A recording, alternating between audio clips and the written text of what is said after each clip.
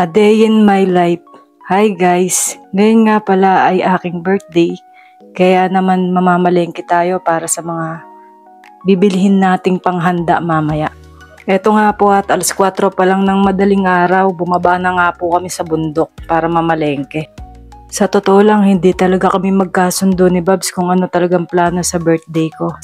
At yun nga ay nagkaroon nga po ng balita na meron nga pong paparating na bagyo, yung bagyong Uwan. Kaya nga po napagpasyahan namin na sa bahay na lang po at papuntahin na lang yung mga kaibigan namin. Pagkatapos nga po namin mamalengke, dumiretso na po kami sa grocery para mamili ng iinumin mamaya. Hindi na nga po ako nakapag-video sa palengke dahil sobrang dami nga po ng bitbit namin.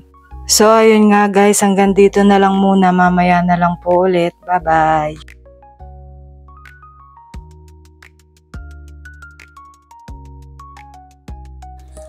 Hi guys! Ito nga at i-continue na nga po natin ng a day in my life ko. Ito nga po at nakauwi na tayo galing sa palengke. Hindi na nga po ako nakadaan ng simbahan, kaya naman bumili na lang po ako ng sampagita para kay Manawag. Para kahit papano po makapagpasalamat naman tayo sa mga blessings natin. At ito nga po at nagpe-prepare na nga rin po kami para sa mga lulutuin. Gumawa na rin po pala ako ng yelo para po hindi na ako bibili sa tindahan mamaya.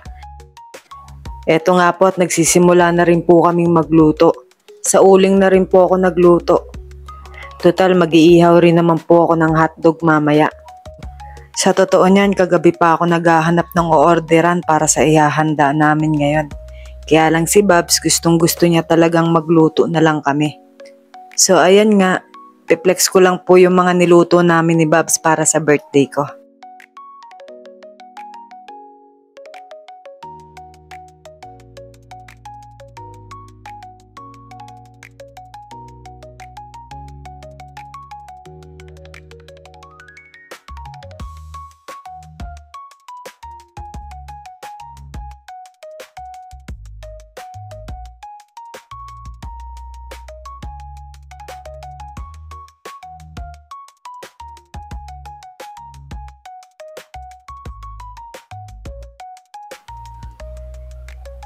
Lah, mali yung kandila mo boy. Baka mamaya may umiyak na naman dyan dahil sa kandila mo. So ayan nga guys, dumating na nga po yung mga kaibigan ko. Ito nga po pala yung clown na pinadala ni Ate Joanna. Ganyan nga po pala kami kasaya kagabi. Sobrang saya talaga, nag-enjoy po ang lahat. Happy birthday to you.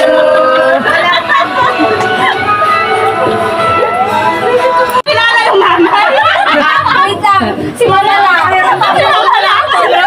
Kumunod ko kay Angel. Si Mama La dyan. Balik niya na lang. Kadumi-dumi niyan eh. Kilala mo ba Bigyan mo na. Nakikita mo ba kami sa live?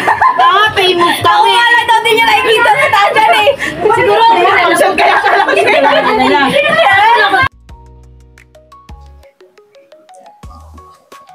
At ito nga po at dumating na nga po ang bagyong Uwan. Joke, hindi po, ito po talaga yung itsura pagkatapos ng birthday ko. O paano guys, sa susunod na lang ulit, maglilinis lang po ako. Salamat po sa inyo, bye bye!